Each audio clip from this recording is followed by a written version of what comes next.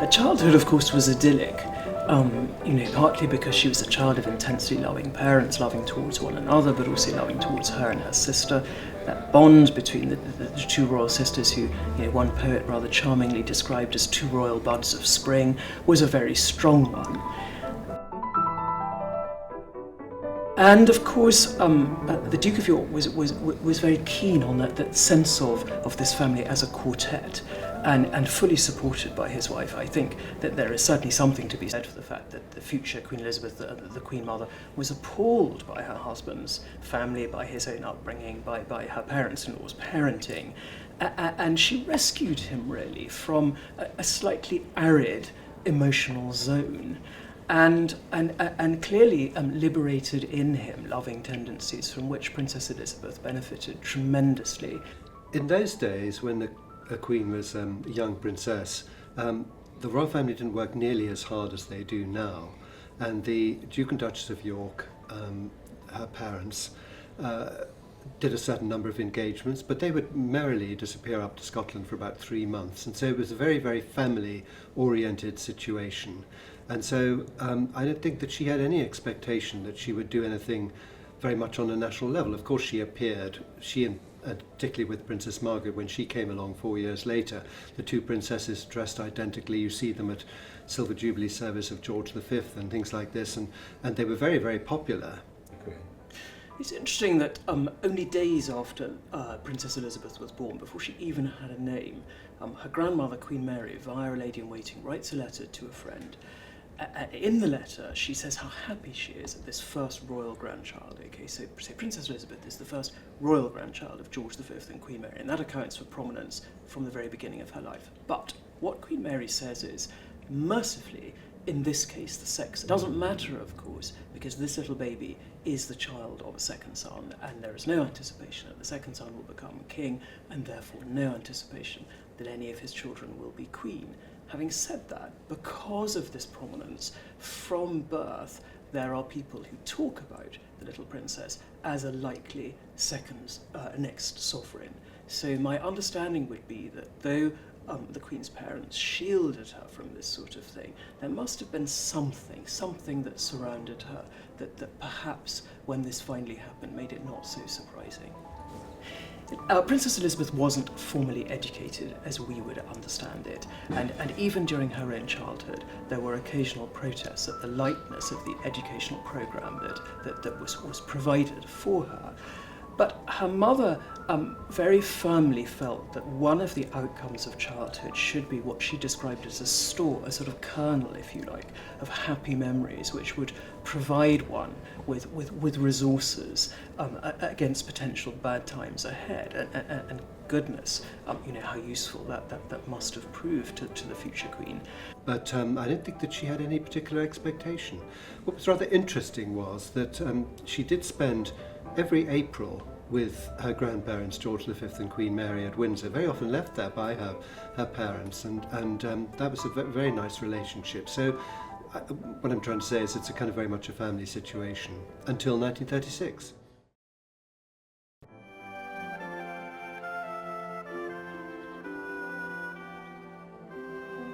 This is London.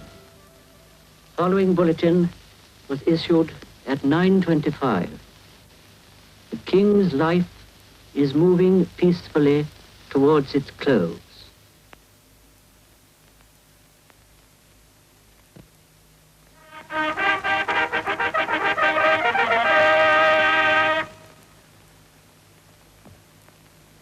Whereas it hath pleased Almighty God to call to his mercy our late sovereign lord, King George V.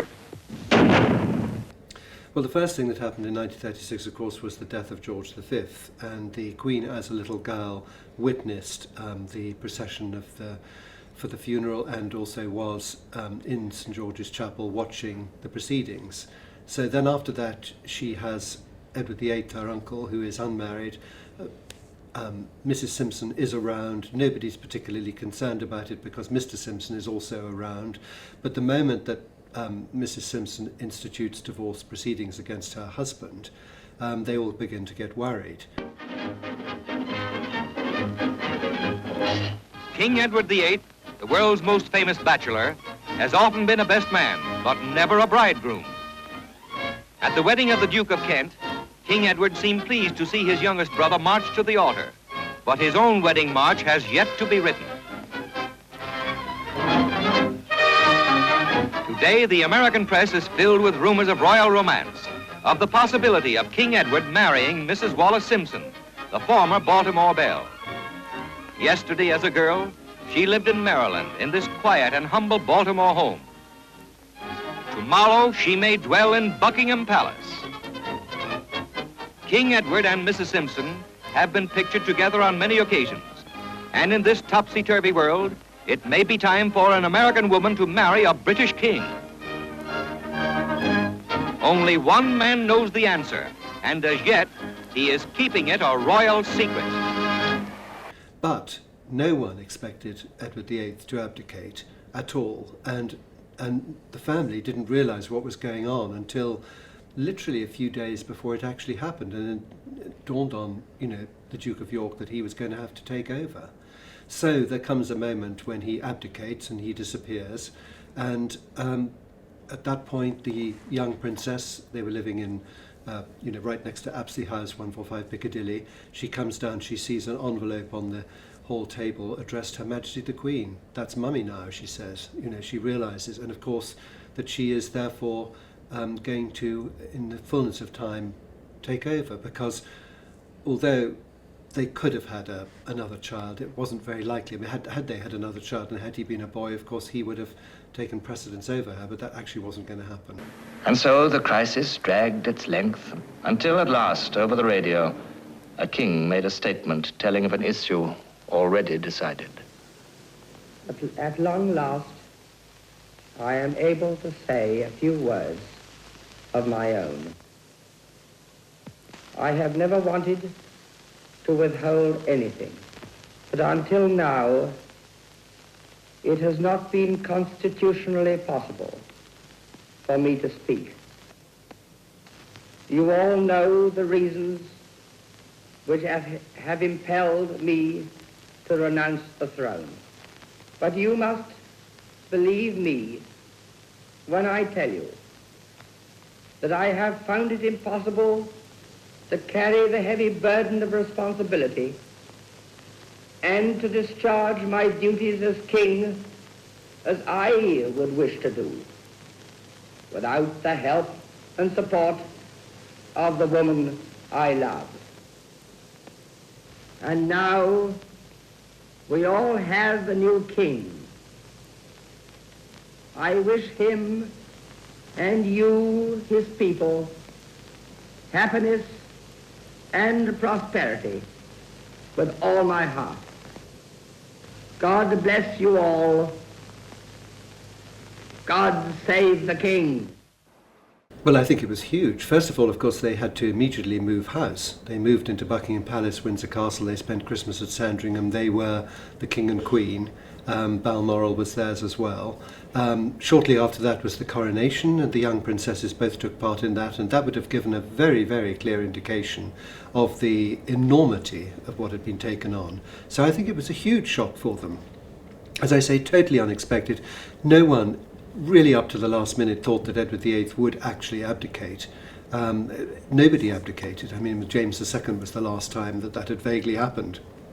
It just wasn't done, and yet it happened, and so they were left to pick up the pieces. I mean, the interesting thing is that, of course, George VI and Queen Elizabeth were very nervous and worried that the British public wouldn't like them particularly, or admire them or want them. And Edward VIII had been such a charismatic figure, but they actually they had many more strengths than they realized. They had this very good family unit, and actually that, in a way, what you could call a sort of Sunday lunch, walk in the park, afternoon tea sort of monarchy appealed very much more to the British public than the sort of brittle cocktail shaker late night world of Edward and Mrs. Simpson.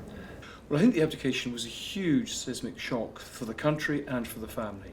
It was a sort of public humiliation, this idea the family couldn't step up and do their duty.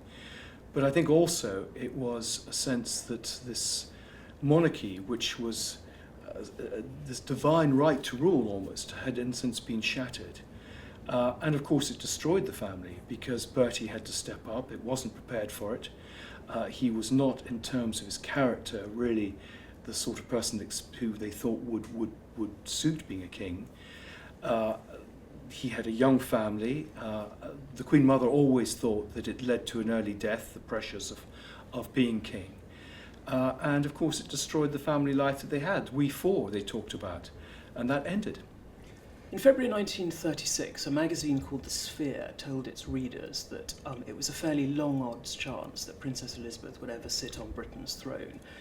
Fast forward 10 months to December 1936, and of course those odds shortened dramatically with the abdication of Elizabeth's uncle, the former Prince of Wales, Edward VIII, and suddenly her father is king, and Princess Elizabeth becomes heiress presumptive. Now at the time, her mother is only approaching 37, perfectly possible that Queen Elizabeth would have another child, but I don't think anybody in the know and anybody connected with that family intimately actually realistically anticipated that happening. So from the abdication of Edward VIII onwards, it seems pretty certain that Princess Elizabeth will be the sovereign after her father.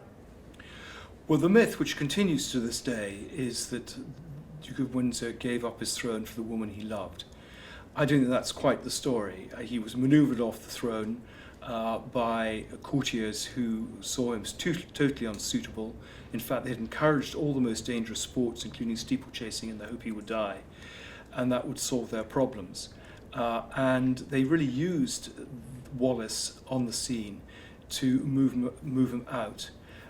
And I think there was a feeling of shame in the family, a sense that he had let them all down, but he was a very weak man. He was a man without a great sense of public duty, without a great deal of intelligence, but also someone who wanted to interfere beyond his constitutional role, and particularly was drawn to the Nazis. He had several German cousins who were Nazi generals. He was targeted by the Nazis throughout the 1930s, and there was a real concern in government circles that not only was he indiscreet, but he was also unpatriotic. He was drawn into the circles of a number of German agents, of which the first, almost immediately after he abdicated, was a man called Charles Beddoe. Charles Beddoe was a Franco-American businessman who'd made his money from time and motion studies, had huge business interests in Germany, was keen to stabilize those interests and keep on the right side of the Nazis. And the deal was done that in return for basically a free wedding, the Duke would make this tour of Germany, organized by Beddoe and various Nazi officials. And the Duke did this for several reasons. One was he wanted to show off to his wife. He wanted to give her the sort of royal tour which he realized she would no longer have. I think he also felt that the Nazis were doing a good job, and what they were doing there was interesting. He believed in the Führerprinzip. But I think also it was just a way of getting back at his brother. There was a lot of personal animosity that went on.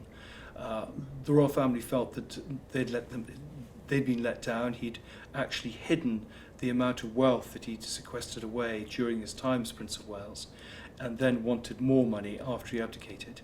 And I think he felt with his brother that he could still be king and boss him around. When the Duke of Windsor abdicated, the line was that he should get out of Britain, go into exile, not in any way upstage his brother, let him settle in. There was also concern that the Duke of Windsor had a lot of support from Mosleyites, the black shirts, and that was another reason to keep him out. And the idea was to basically let Bertie breathe, let him establish himself without the distraction of his brother. Now, unfortunately, the Duke of Windsor didn't play by all those rules. He made these tours of places like Germany. He had another tour planned for America at the end of 1937. He made statements in the press. He was constantly an irritant when what they wanted him to do was to go away and keep quiet. I think the abdication really affected the Queen. This had been her favourite uncle. This was not the role she expected in life. She saw her own family life changed forever. And I think, as she said when she was 21, I will devote the whole of my life to the service of my country. There was a sense that they needed to get back to that George V line of the royal family being, in a sense, the father and mother of the nation, and a life of public service, charitable activity, probity in their private lives. And this aberration, in some ways, of the Duke of Windsor had to be stamped out, and to show people that, I mean, they'd seen many of the monarchies fall after the First World War, and the last thing they wanted was to be vulnerable because of the behaviour of the Duke of Windsor.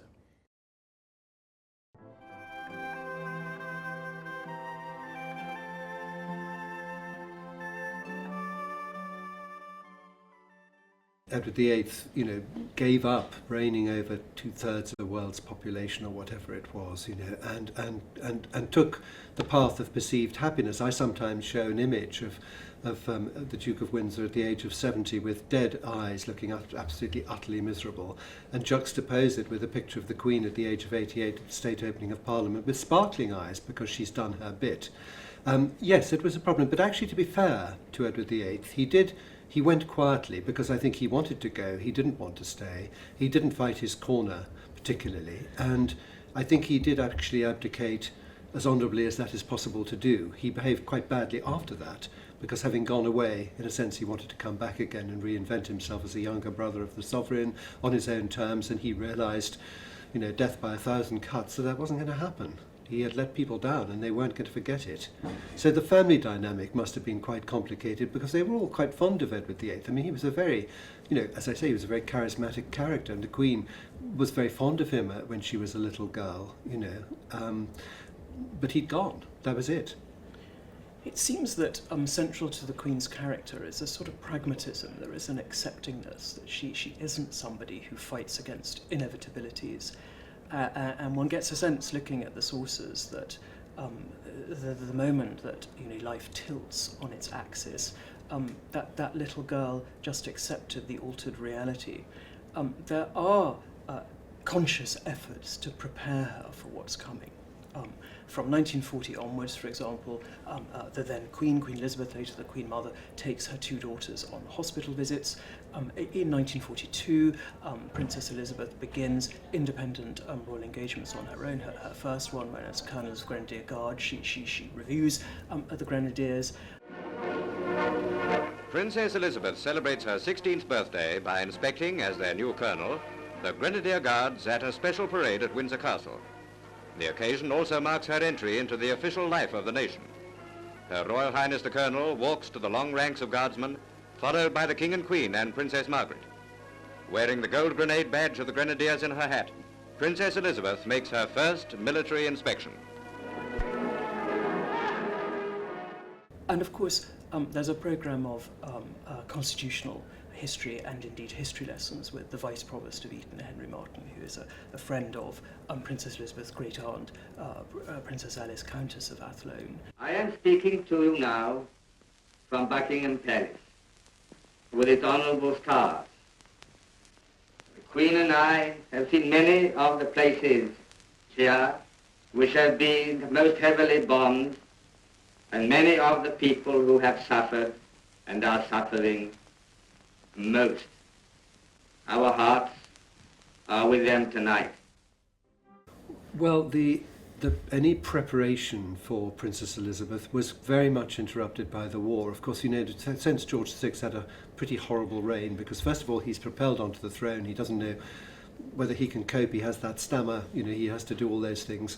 Then there's the war clouds, and there's also the Duke of Windsor behaving badly in Europe, and he's worrying about all that.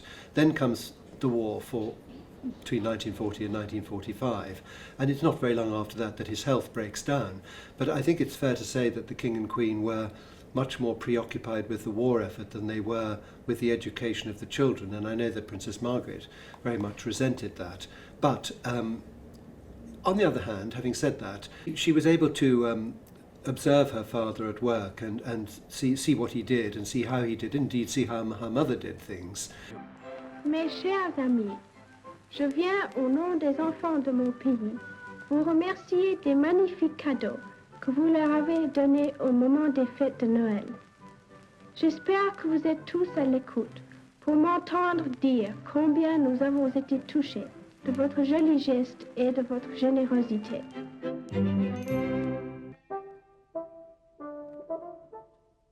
She was given constitutional education by Sir Henry Martin, and actually who was the Provost of Eton, so very close to Windsor Castle where they were spending the war. And Queen Mary took quite a strong interest in her education, feeling very much that it was being neglected by the Queen Mother, and she made sure that people like Sir Owen Morshead, the librarian, would show the princesses around the Royal Library, that Canon Dalton or whoever it was would take them round St George's Chapel, that they got to know things, learnt about the pictures and things like that. So in order to try to sort of give them a better sort of education, because the Queen Mother, you know, her philosophy of life was very much all things bright and beautiful, you know, as long as everybody was happy, it didn't really matter too much. And Queen Mary, I think, quite rightly thought that wasn't enough. Yes, I think there was a very firm family bond, and it's interesting because it arose for two reasons. One is to do with the happiness of the marriage of the Duke and Duchess of York, and also this overtly loving nature of the Duchess of York, the future Queen Elizabeth, the Queen Mother. The other is, of course, that as a couple, the Yorks very skillfully promoted the Duke of York as a family man, and this was partly compensatory. The Duke of York was not an accomplished public performer in the way of his brother, the Prince of Wales, the future Edward VIII. He had a terrible stammer. People felt that he was physically rather fragile. And so because he didn't have the star qualities of his brother, what he did have, which his brother didn't have, were these solid domestic virtues. And so always, as a couple, there is mention of their family role, but I think that was wholly sincere as well. And when we look at the kind of iconography of them, it's photographs taken by Marcus Adams, Lisa Sheridan, that promote them as an ideal family. And I think for them, they were an ideal family. I think it was an intensely loving, supportive, nurturing environment, which gave the Queen many long-term benefits.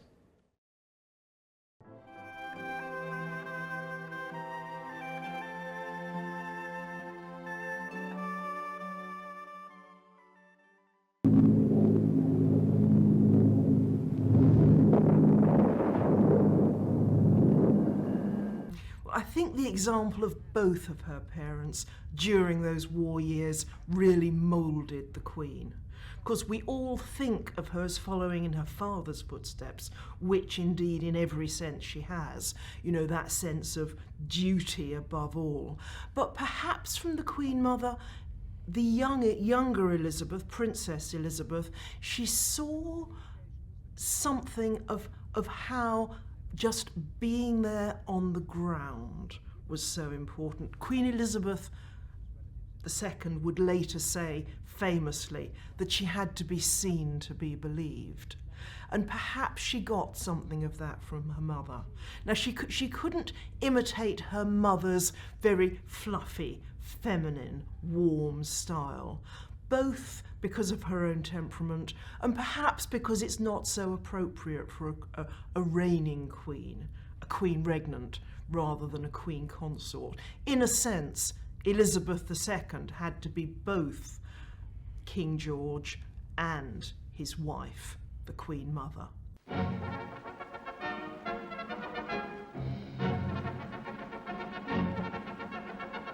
Great crowds defied the wintry weather to bid farewell to their Majesties and the Princesses on the eve of their historic journey. The South Africa trip of 1947 was important in several different ways.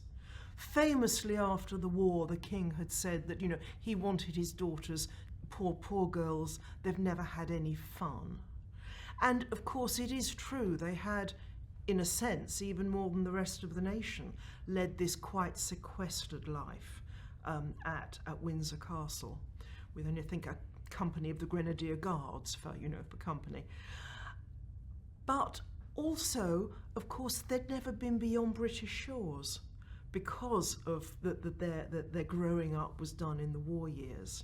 So on the one hand, it was a chance for them to see a little bit of the rest of the world, to have that fun. And famously, there'd be those pictures from the deck of the ship of the princesses playing tag with the young officers and so on.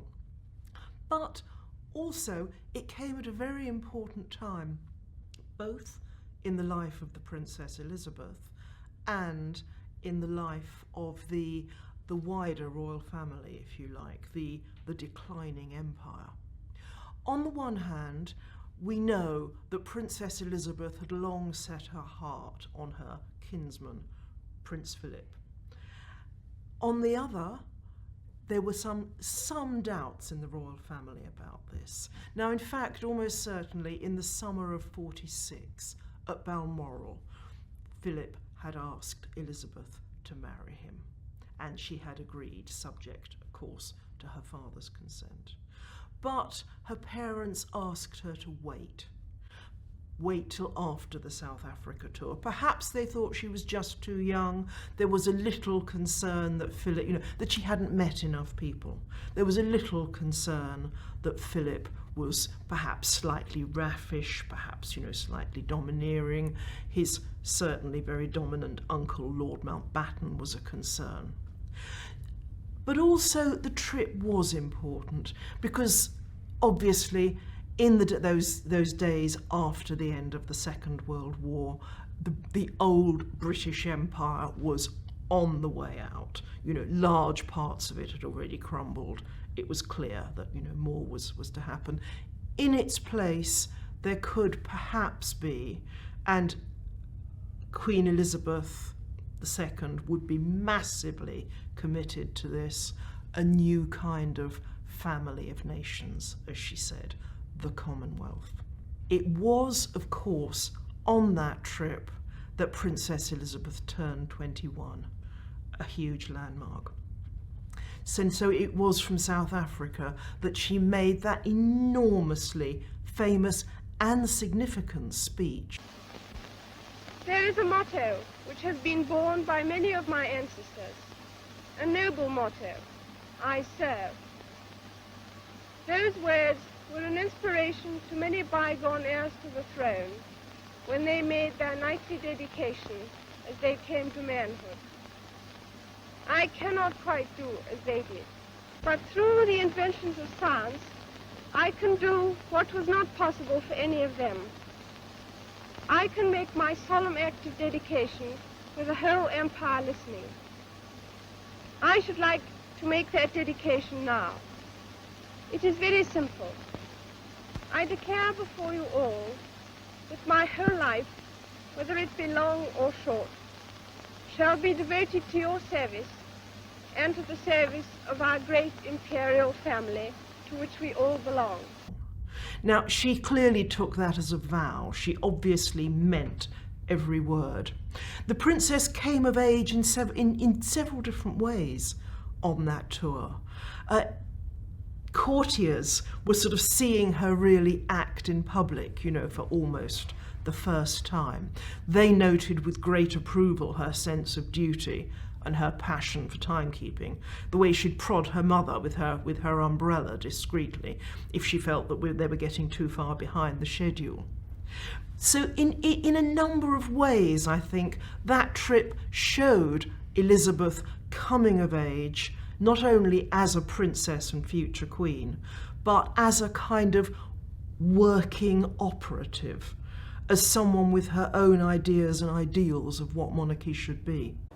The Queen, as Princess Elizabeth, probably first met her future husband, Prince Philip, at the marriage of his aunt and her uncle, Princess Marina of Greece and Prince George, Duke of Kent, in 1934. But really the great meeting comes in 1939 at the Royal Naval College, Dartmouth, when Princess Elizabeth is 13 and Prince Philip of Greece is 18. Having said that, 2 years earlier, a magazine in January 1937 published a list of prospective future husbands for Princess Elizabeth, which did actually include Prince Philip of Greece. In 1958, as Queen, the Queen signed off an official life of her father, George VI, in which the writer claimed that Princess Elizabeth fell in love with Prince Philip from their first meeting, and the Queen allowed that to pass, and I think she is fundamentally a very honest person, and the fact that she allowed that would suggest that that was indeed the case. So whatever plans had or hadn't been made for her by her parents, her grandparents, actually there was this great coup de foudre for the young teenage princess, and then fate took its course. There seems to have been no plan on the part of the Queen's parents that she should marry this child of an exiled European royal family. Certainly, the King's assistant private secretary felt that the Queen, whom we remember as the Queen Mother, would have been much happier had the Queen formed an alliance with a man of aristocratic background, much like her own. And the three key candidates appear to have been the future Dukes of Buccleuch, Grafton, and Northumberland. But by the time those young men were manoeuvred into the royal sphere, I think the princess had made up her own mind, and certainly when she was 15, she told a friend that Philip was the boy for her. I'm interested that when Princess Elizabeth and Prince Philip were engaged, a private secretary said that what they did was they united two slightly different concepts of monarchy, that the Queen had inherited what he described as a semi-divine idea of monarchy, and Prince Philip embodied a sort of hail fellow, well met idea of monarchy, and that the two were incredibly powerful as a cocktail, because the Queen's understanding of this the sort of special aura of monarchy has, of course, kept her slightly remote from the popular fray, whilst Prince Philip tempered that and gave a sense of accessibility. I think the fact that theirs was such a strong partnership meant that there could be creative thinking about how to do things. I think also it partly contributed to the fact that the Queen really does appear to have enjoyed being Queen, and to have enjoyed being Queen almost every day. And I think that is in large measure to do with this astonishing support she got from her husband, the amount of public work that they did together, and their shared belief in the royal mission. November the 20th, 1947, and London's background of misty grey became the setting of the greatest royal event the capital has seen since the coronation. Tremendous crowds assembled near the palace, thrilled again to a half-forgotten but once familiar spectacle, the troops of the household cavalry in all the glory of full dress. The poet laureate John Masefield wrote at the time of the Queen's wedding, a crown shines when hope is dim and luck is out of joint. And of course much of the Queen's reign has been characterised by economic hardship. And throughout the crises, it seems to me, in our national life, we have continued to look towards the monarchy, and in particular look towards the Queen, and that has been the case throughout her very long reign. Well, Duke of Edinburgh, extraordinary figure. He was not welcomed into the royal household by the courtiers, particularly not the stuffier friends of the Queen Mother, who were very suspicious of him and very disparaging to him. When he first arrived at Windsor Castle, some courtier said to him, "We think you'll rather like Windsor Castle when you get to know it," and he was able to say, "Thank you very much, my mother was born here," as indeed she had been, and the very presence of Queen Victoria in 1885. But I think that what you'd say about Prince Philip is that, given the situation in which he found himself, he made it his own. He worked out a good system. He worked out that his prime duty was to support the Queen, but that he wouldn't be needed to do that the whole time. Therefore, when he's supporting the Queen, that's what he's doing, and when he wasn't, then he could pursue all the many, many other endeavours that he did. And he was a very robust figure. I never thought that it was a problem him walking 2 steps behind the Queen. He had been brought up as a minor member of the Greek royal family. He knew the system. He knew perfectly well what he was getting into, and that's what you do. In fact, he would then turn that to his advantage as well, because the Queen naturally has to be quite careful about what she says, and he wasn't careful what he said at all, and he would try to get a rise out of people, try to have a joke with them. It didn't always work. Sometimes he upset people, but I think by and large people realise what he was up to, and he liked an argument, but he didn't like people agreeing with him. And the more I think about it, it's only by arguing with people that you get to a consensus. He was perfectly willing to lose the argument, but he wanted to hear what it was. Well, I think he had an extraordinary brain. It was if I said it was a military brain, he would snap my head off and say, well, it's a naval brain, but it's the same thing really. It's like you you know, you look at all, you don't come out from under your cover until you've worked out possibilities of A, B, C, D, and E. So he had a very logical brain, and so he applied that to different situations. And one example, which is actually rather interesting, has become almost more interesting as the years have gone by, is that the night before the Princess of Wales's funeral, Prince William, Prince Harry were sort of fed up with the press, understandably, and were not at all sure that they wanted to walk behind their mother's coffin. And he said, I think when you're older, you'd regret it if you don't walk behind your mother's coffin, and I will walk with you. And since then, unfortunately, they have actually both pretty much said that they don't think they should have been made to do that. But I think he was right, because if they'd behaved in a petulant way and sort of stayed at home, or, I don't know, it never works. You kind of, you grow by doing your bit, and it may have been ghastly. I'm sure it was ghastly. The whole thing was ghastly. But actually, if you rise to the occasion, you know, you get something out of it, and you've paid respect to your mother. You know, I think it's very important. That's the sort of thing he thought of, you know. Well, I think that the monarchy of George VI and Queen Elizabeth had been a very domestic family sort of monarchy, a family at the heart of the nation. And of course, the Queen had married very young. She was only 21 when she married Prince Philip, and the two children, Prince Charles, Princess Anne, had appeared. They had had a nice time out in Malta, and they were really expecting that they could continue like that for some time. And then, of course, the King became desperately ill, and so the Queen, her trip to Canada in 1951 was postponed, and then when she did go to Canada, she was inevitably taking black clothes and proclamation material with her, which luckily wasn't needed. But then when, of course, as you know, when she went off on that long Commonwealth tour, or meant to be long Commonwealth tour, you see the King forlornly looking, saying goodbye to her. You must have wondered whether they'd see each other, although I don't suppose they thought he was going to die at exactly that moment. Otherwise, I don't think she would have gone. But having said that, when they came back, there was a little tiny element of excitement that she and Prince Philip could do things in a new way. He was, of course, a great modernizer and full of ideas, but it took time. There were a lot of people much older than them controlling things, and so they were to some extent, you know, particularly if I'm thinking of the coronation, where Prince Philip had various ideas which were very much squashed by the Archbishop of Canterbury and the Duke of Norfolk. But I think that after that, the things that were key and important to the Queen was this whole sort of transition of empire to Commonwealth, and the Commonwealth being a family of nations that got together voluntarily. I mean, that's one of the key things that she's done.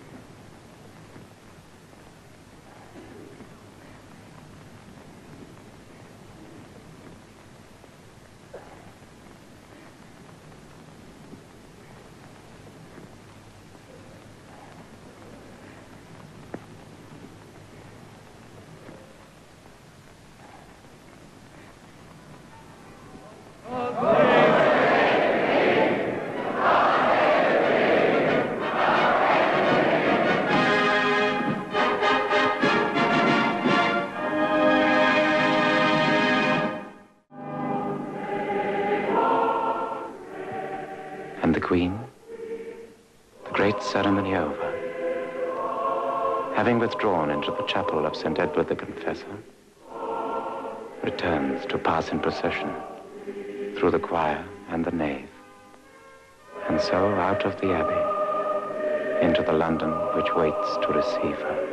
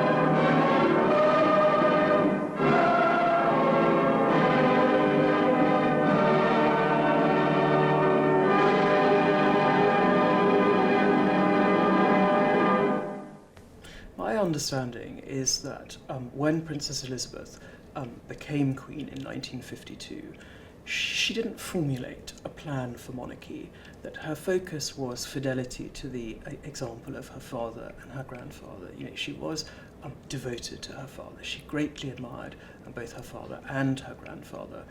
And it seems to me that her aim was to perpetuate their model of monarchy, their successful model of monarchy in the first half of the 20th century. Interesting because younger viewers who don't remember the 1950s, but who perhaps remember the popularity of Diana, Princess of Wales, or subsequent popularity of Duke and Duchess of Cambridge, or Duke and Duchess of Sussex, may not realise that actually that level of adulation, indeed greater level of adulation, was accorded to the Queen and Prince Philip in the 1950s. There's an extraordinary quote about when they arrive in New Zealand on that great post-coronation Commonwealth tour, that it's like the second coming.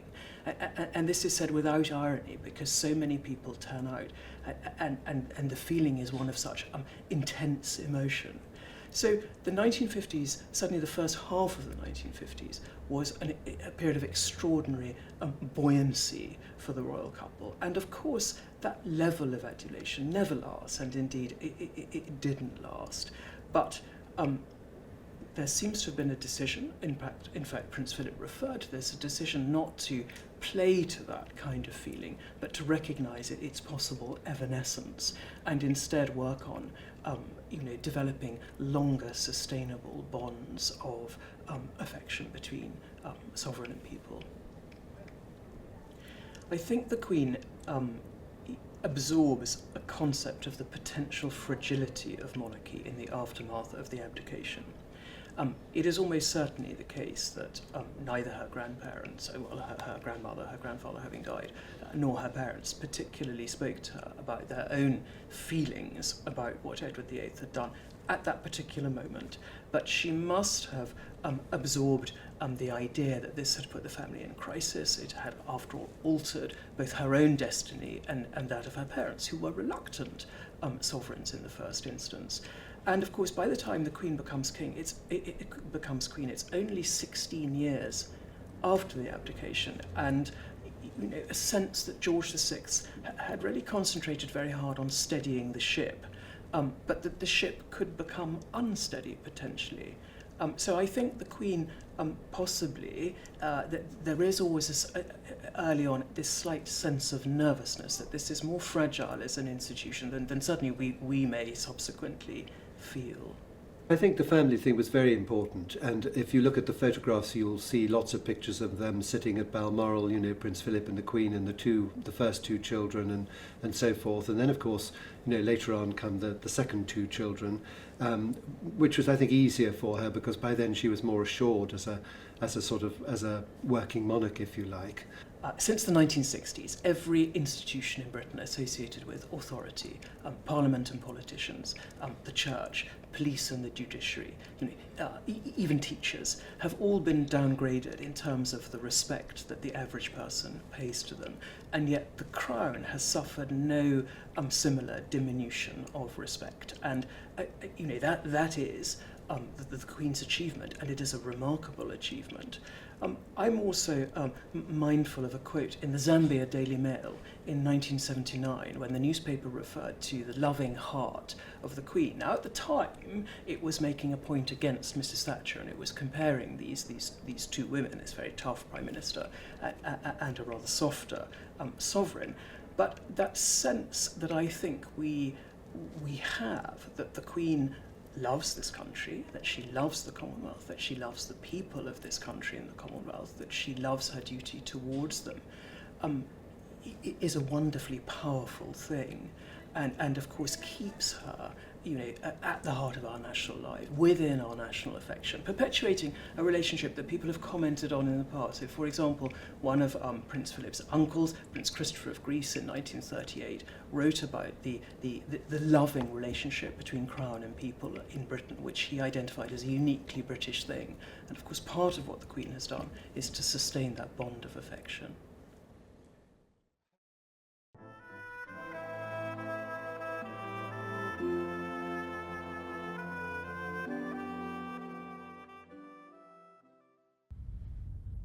It was always said, wasn't it, famous have been the ages of our queens, that Britain likes queens. And indeed, over the last 200 years, for about 140 of them, it's been a woman on the throne. Now, that has probably done a good deal to shape our present view of monarchy. And I think in many ways it's been extremely good for the monarchy. Because if you think about what a king and a queen are supposed to be, well, what was it, Wordsworth? The ideal woman is what? To warn, to comfort, to command. Well, that's pretty much what Queen Elizabeth II does in those weekly audiences with the prime ministers.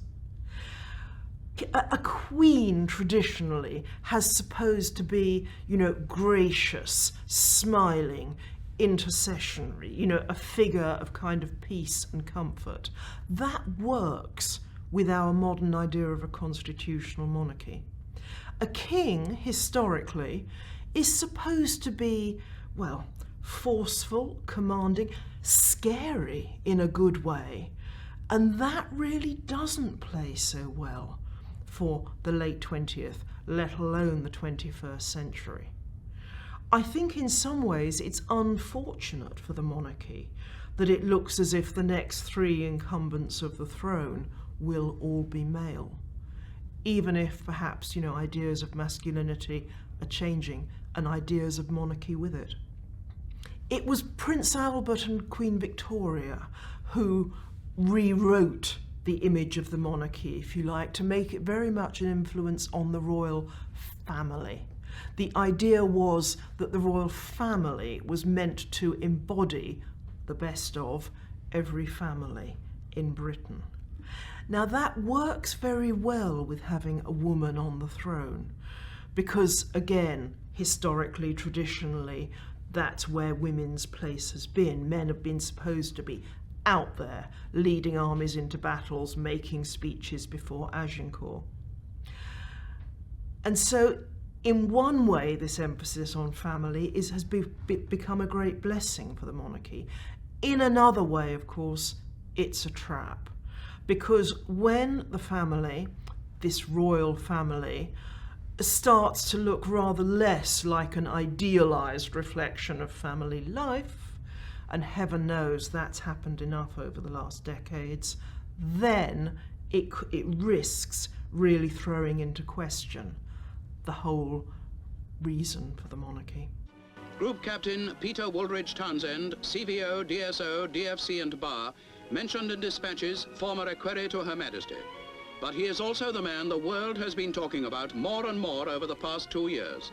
Seldom can a man have been so widely discussed without being able to say a word. Quite early in her reign, the Queen had to deal with one of those huge traps implicit on the emphasis of the royal family and the morality of the royal family, in the shape of her sister Margaret's relationship with Group Captain Townsend, a divorced man.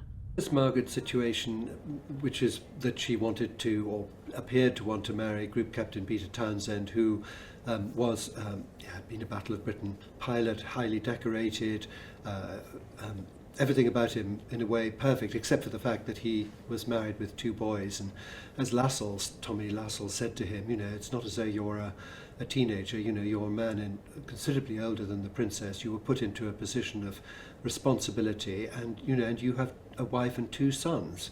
In a way, he was a very nice man, Peter Townsend. I knew him quite well, but he, essentially broke the rules because you've got to be careful in those sort of positions. And so the issue was, what Princess Margaret was very much cast adrift after her father died. The king adored Princess Margaret, and so she then had to go and live with her mother, Clarence House, which wasn't a great success. And she was then a guest in the houses where she'd been brought up. And Peter Townsend was very much like the son that the king hadn't had. The Queen Mother wanted him as master of her household. He was sort of in between the ages of the Queen Mother and Princess Margaret, and you could see very easily she fell for him, and particularly in her lonely state. But the Queen's problem was, of course, that as head of the Church of England, she couldn't condone the marriage, to a divorced man in that way, whereas she wanted her sister to be happy, and they all liked Peter Townsend. But I think what Lascelles did was actually very clever. He sent him away for 2 years, and my theory, based on a lot of reading, I may tell you, is that by the time that he came back, it was over. They'd got over it.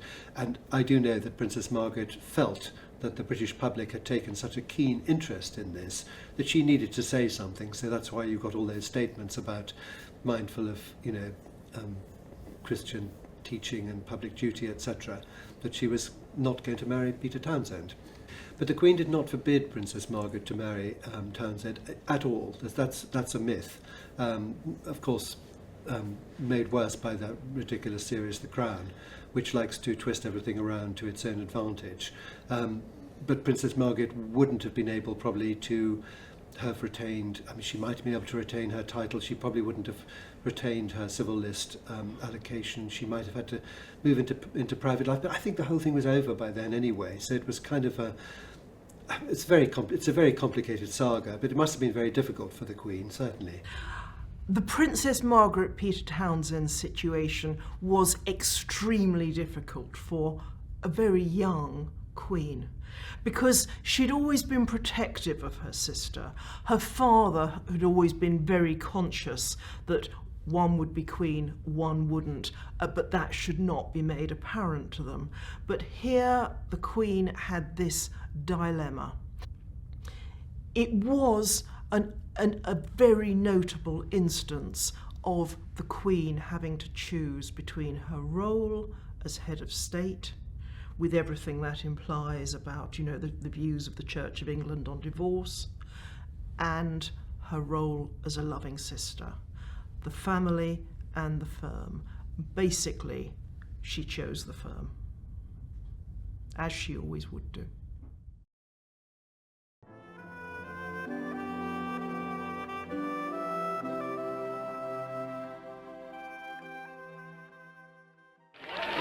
The palace turned to television to help the public to get to know their queen.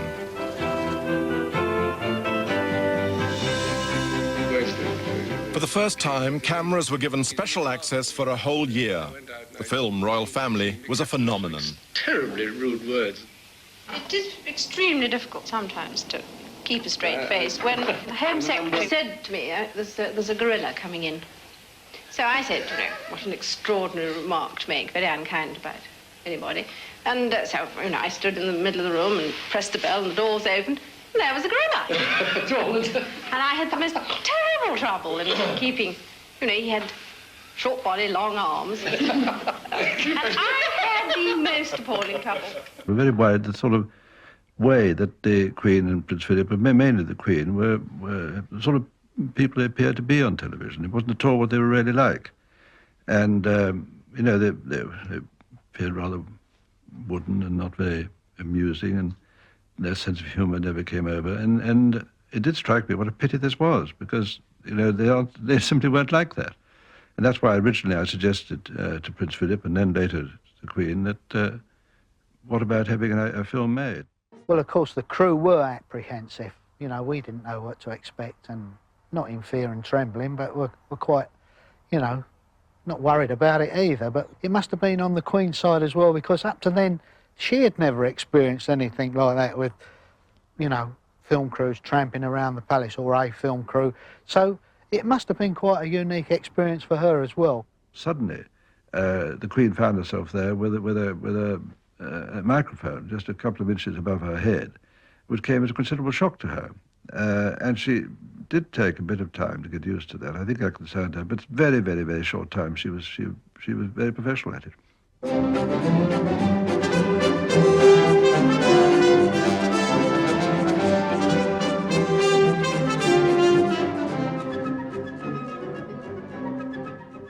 She made us feel at ease. That's the thing. Each member of the crew was spoken to individually, and, you know, she had us eating out of her hand. The informal scenes of royal family were done at the drop of a hat. I remember, for instance, being in Sandringham when it suddenly snowed. We thought, what a good idea, we'll film a snowball fight. And out came the two young princes. I remember Prince Andrew being a bit miffed at the thought that Prince Edward's pile of balls was much bigger than his. I gave him a hand, and I ended up having a real old battle royal.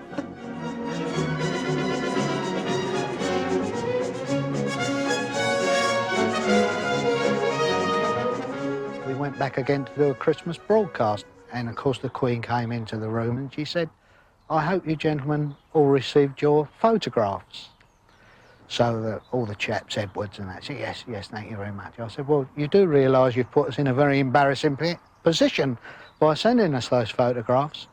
So the Queen said, why is that, Mr. Gorringe? I said, well, all the chaps have been queuing up at Harrods to buy grand pianos to put them on. The media, the role of the media is a very complicated one in this thing, and particularly, of course, when it comes to thinking about the royal family film in 1969, which popped up on YouTube again recently, and actually I was very keen to suggest that they should just release it, since we can now see it, and the real people, and getting on well with each other. I mean, and I think they had to do it. I don't think they could have remained too remote, but people always say that that's what opened the sort of floodgates, and of course to some extent turned it into a sort of soap opera and this whole sort of celebrity culture that then followed. It was Prince Philip, the moderniser, who said that in some way, who in some ways urged more access for the media. He was one of the chief voices behind that fly-on-the-wall documentary, Royal Family. Got unprecedented coverage. And in a sense, then the genie was out of the bottle. I mean, when he saw Royal Family, David Attenborough, then one of the controllers of the BBC, said, this is the end of the monarchy. There really was a feeling that they were playing a very dangerous game. And I think they knew it, because Royal Family, after its enormously successful viewings, was put back in the box and has never been seen in its entirety since. I think the problem with the royal family is that we want the mystique, we want the dignity, but we also want insights into their life. We want to know about them.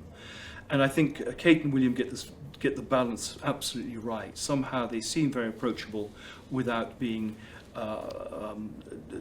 giving away too much. Duchess of York, I would say, is another extreme, where she's far too familiar, or was when she was Duchess of York. But I don't think the '69 film is quite as bad as everyone thought. I think it got to the point where there had to be some light shown on the monarchy. It couldn't. Society was changing. I mean, think we'd just gone through the 1960s. People expected to know more about the monarchy. And I think it was a very brave and sensible thing to do. I think we must remember that the Royal Family film in 1969 was a huge success. And regarded as such by almost everybody, both the royal family themselves, including the Queen, who initially had been reluctant to take part in this, but also by the public. You know, there are accounts of water shortages in the capital the night that it's first screened, because so many people go to the loo when it's over, because they have sat to watch this extraordinary film. The late 60s were a difficult time for the royal family. There was much criticism that the Queen had become a middle-aged figure. She seemed out of sync with the very youth-driven culture of the 1960s. It was a culture that was protesting against inherited orthodoxies, any sort of idea of respect and deference. The Queen was in a very difficult position, and the royal family film did act as a very positive corrective. Was called Royal Family, but the undoubted star of the film is the Queen, and people's comments after the film were what a nice person she was, and perhaps at a loftier level, an understanding now of what she did, what the royal role was. And of course the media changed massively. I mean, when she came to the throne, the Press Association correspondent came to a briefing with, you know, my predecessors, but 3 or 4 after the war, came in a tail, you know, black coat and tails for a briefing, and in a bowler hat and all the rest of it. So initially it was really only the print media, and then of course the coronation spurred television hugely. Radio had been important during the war, but television was very much a feature of this new reign of the Queen. And so I think the media formed a more important influencer within our society. And then, of course, you know, much later on into her reign, a very vigorous tabloid media, the entertainment media, the celebrity media, and all that kind of touched slightly on the monarchy. So that did change, but in terms of the way the Queen did her job, and I think, you know, many other members of the royal family, it was just a component in our society. You know, in our childhoods, maybe 40, 50 years ago, you'd say to a child, well, you know, you wouldn't behave like that if the Queen was sitting at the table. So it's sort of an appeal to the best, to the most tolerant, and to those sort of qualities in society that quite often get sort of swamped either by debate or by social media flourishes and that kind of thing. And I think the value of the monarchy in a modern setting is that with the right character and training and outlook, you have at the top of your constitution not only the steady focal point of enactment of legislation, state visits, speaking on behalf of the nation after 9/11. You have all those qualities, but also you have at a non-political and very high profile level a set of values that are actually treasured by many people all over the world, whether they live in dictatorships or in democracies.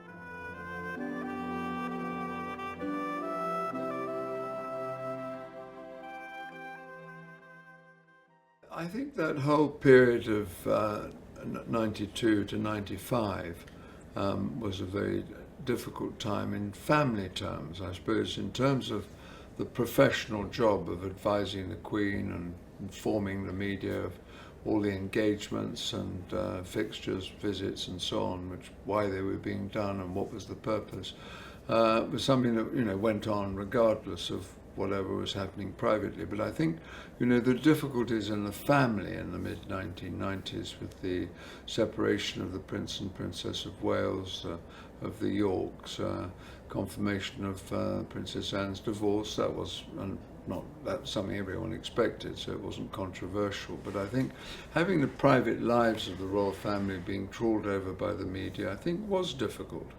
and interfered in a way with people's perceptions of the monarchy and whether its purpose was as useful as it once was.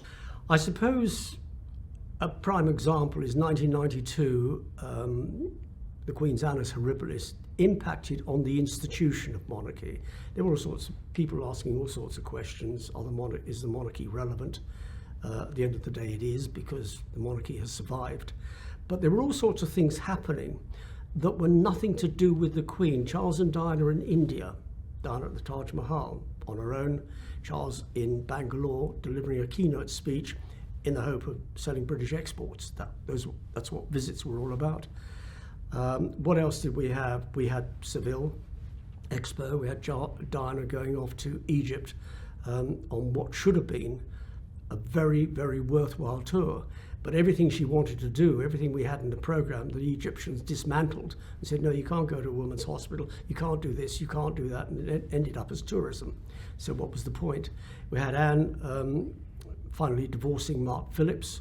We had the infamous photographs of Fergie having her toes sucked in the south of France, spread all over Sunday tabloid, which coincidentally she happened to be at Balmoral at the time, and was told that it might be a good idea if she left and went back to London.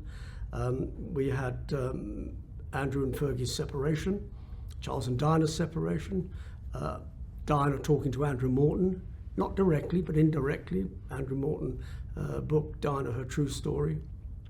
And then the Queen on the 20th anniversary, wedding anniversary, Windsor Castle, where the southeast corner of Windsor Castle went up in smoke. I don't think anyone could have believed just how many blows were striking the royals then. You know, it's almost as if on New Year's Day, 1992, the royal family still, whatever the wars of the Waleses, whatever the problems behind the scenes for other couples, the royal family still looked much as it always had been.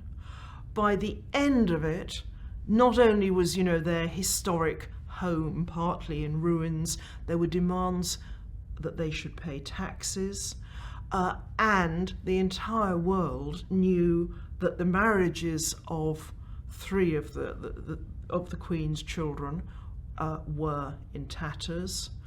Prince Edward had had to discuss rumours he was gay. The question of Prince Charles's position, future position then, began even to look a little more dubious. And it's no doubt that in that speech, a visibly shaken Queen spoke of her annus horribilis and of the need basically for kindness from press and public. And if you think about Elizabeth II, about her very famously upright, stalwart persona, how she was bred never to show her feelings, how it's natural to her, you know, never complain, never explain. To do that, to actually ask for public sympathy and press gentleness is amazing. When Diana died, she was getting horrendous press about remaining in Scotland, not coming back to London. Why was she remaining in Scotland? Didn't matter how much you explained, people weren't interested. The media understand now that she was remaining in Scotland because she had two grandchildren, aged 15 and 12 respectively, and they needed somebody.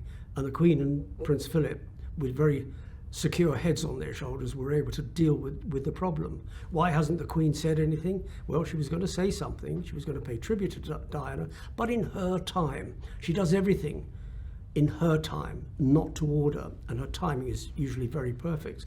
So when she did get back to London on the Friday, on the eve of the funeral, we were apprehensive because there had been this hostile press. I was alongside her when she went to visit firstly to Chapel Royal to pay her respects to Diana, then to look at the visitors' books and books of condolence at St James's Palace, and then a walkabout outside the railings of Buckingham Palace. We had an enclosure there. She looked at the floral tributes, she read the inscription, she spoke to mourners, she laid flowers down, as did Prince Philip on behalf of mourners. And on the way out, a young girl, about 11 or 12, had a bunch of, I think they were roses or carnations. They were red. And the Queen said, "Can I put those down for you?" And this girl said, "No, Your Majesty, these are for you." So the press hadn't read the tea leaves correctly. And as the Queen left, when she arrived, she got polite applause, and as she left the enclosure, she got polite applause, and she looked me in the eye. And you had to read the Queen to understand her. And I knew exactly what she was thinking. And I looked at her, I said, "That was fine, Your Majesty, that was fine." And we walked back together, and I saw her to her car, and she went into the palace. 2 hours later, her tribute to Diana, the television companies, networks, had actually put television screens so that everybody milling around there could see and hear the broadcast. And at the end of it, there was applause. So she did everything in her time, not to order, and people were satisfied that, yes, she had come back to London, she had paid tribute to Diana, she had done a walkabout, and she had looked at the floral tributes. And that meant a lot to everybody milling around there. I believe the Queen was moved by everything she saw when she was sitting all alone at the funeral of Prince Philip in St George's Chapel. She was alone because of COVID regulations, limiting the number of people, social distancing. And here was this 95-year-old woman mourning the loss of her liege man of 73 years, and nobody close to comfort her. And yet, you wouldn't have drawn anything from her appearance. Admittedly, most of her face was covered with a black mask, but inwardly, she would have felt grief. But outwardly, I suppose the royal family, she's of that generation that was brought up by a generation that had Victorian values and Edwardian values, and they were brought up not to show emotion, not to express emotion in public. And it's worked for her. And I think the Queen had that, great ability to absorb those sort of very difficult experiences and keep calm at the centre of it. But I think all that experience sort of builds up and produces a character very interesting to work for. And in the case of the Queen, a great public figure with a very strong set of values. Well, the Queen carried on, which is what the Queen has typically done at moments of crisis. Even as certainly the smaller newspapers, but really all newspapers at that time, were indulging in a kind of orgiastic frenzy of horrid revelations, the Queen continued to carry out unspectacular daily engagements as she had from the beginning of her reign. If you like, it's leading by example, isn't it?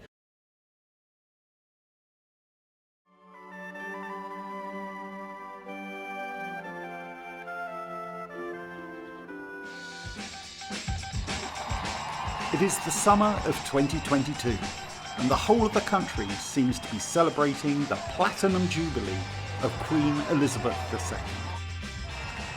She is the longest reigning monarch in British history. Never has she been more popular, even after 70 years as head of state.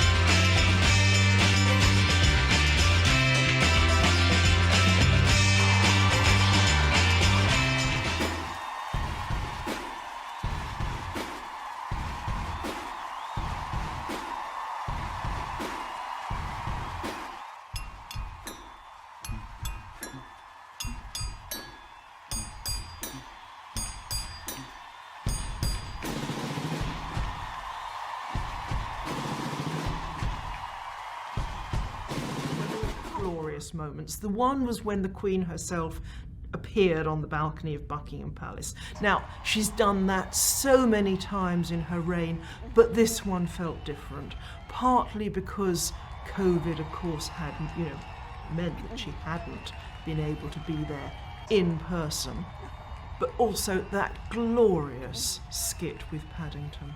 Well, I think that what was extraordinary was the number of people who came out. I mean, I've worked on all the jubilees since 1977, 2002, 2012, and I've seen that the pattern is usually apathy to begin with, and then suddenly the British public wake up and realise they can have fun, and massive celebration when the day comes. But I think this time there was no apathy at all. There was concern, of course, because the Queen's health had been poor, and what part would she play in it? And so there was a slightly fin de siècle feeling about the whole thing, that probably there won't be another jubilee, and that sort of thing, which is, there's a tinge of sadness. But that Thursday, the Trooping the Colour, I mean, they had to close the park. They couldn't let more people in it. I mean, it was just absolutely packed. It was becoming a worry.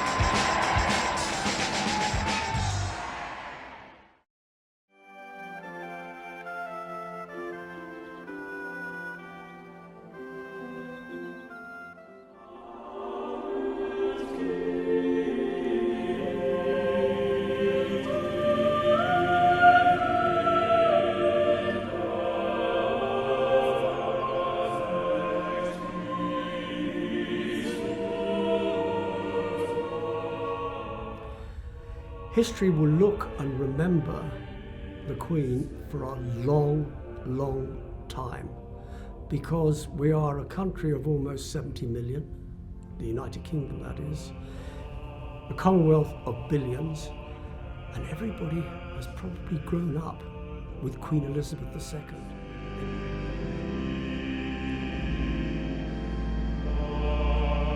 She's always been our Queen, and what an extraordinary reign to have lived in. I've thought about this a lot, and I cannot think of another reign in history in which I would have preferred to live.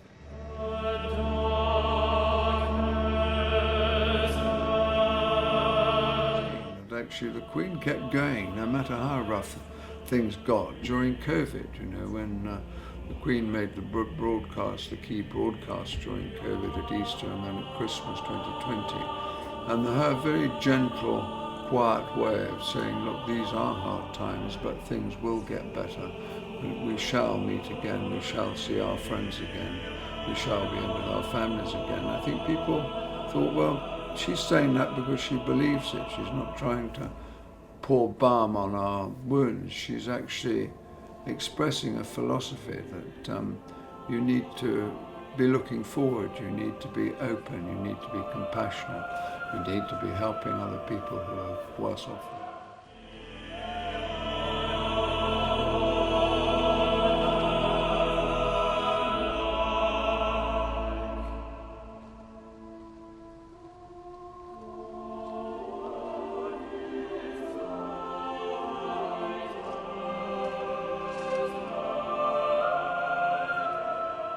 I think Elizabeth II is one of our great monarchs, not just because she's reigned for so long, but I think she's kept the monarchy relevant to the public at a time when it was under unprecedented threats. If we were to put a tag on Queen Elizabeth II, as they used to do, Ethelred the Unready and so on, I think it would be Elizabeth the Steadfast. I think her supreme achievement, as she always knew herself, was basically being there, remaining there.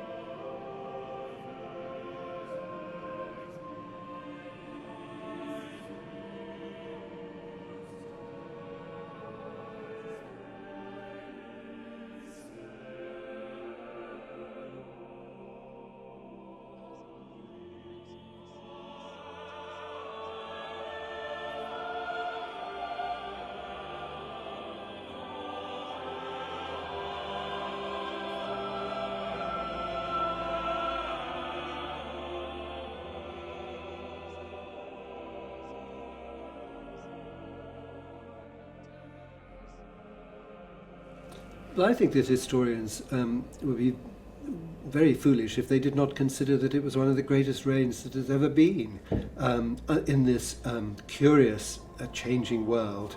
The stability of the Queen, her calm approach to things, her generosity, her willingness to work very hard.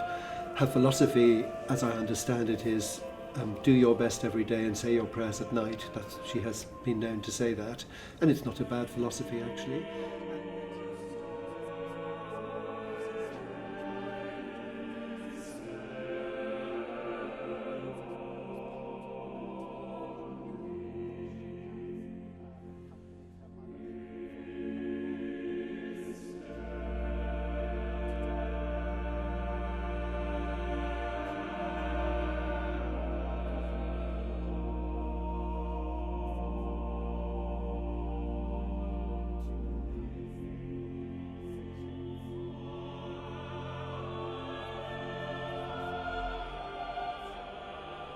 I think the Queen herself would consider her nurturing of the Commonwealth, its growth from 9 nations to 54 nations, its status as a mouthpiece for aspirations to good, to be a real achievement. And I think also the fact that the Queen has sustained a concept of global monarchy, that she has this global presence that no other sovereign on earth has, it is a real achievement because it's so wonderfully positive for British prestige. It's been an extraordinary achievement. I think possibly one that at times people thought wouldn't happen, that at the end of the 70 years the monarchy has survived and flourished.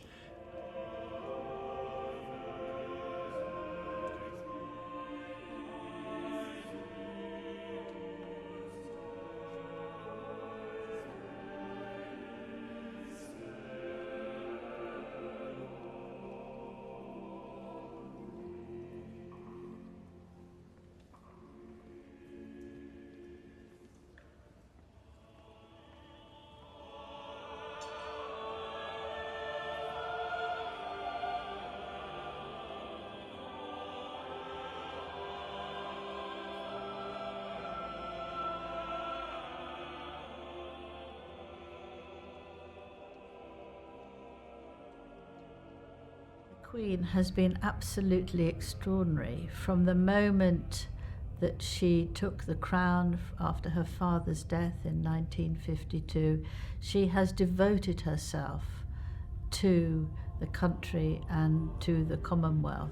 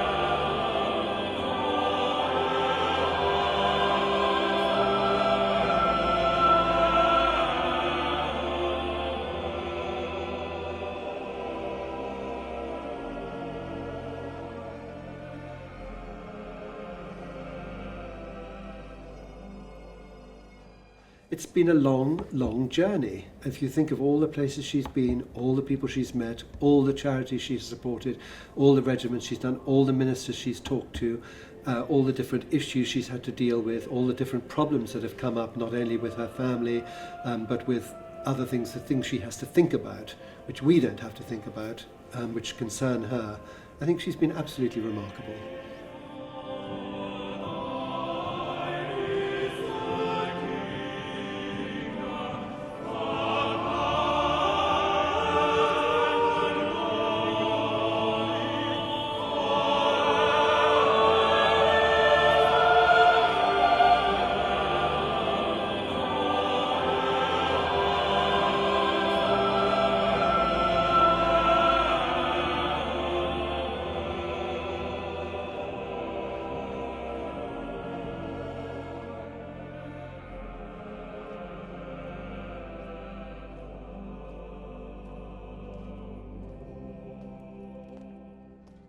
years. The Queen will be remembered. Her legacy will be one of commitment and duty. They've been paramount throughout her life.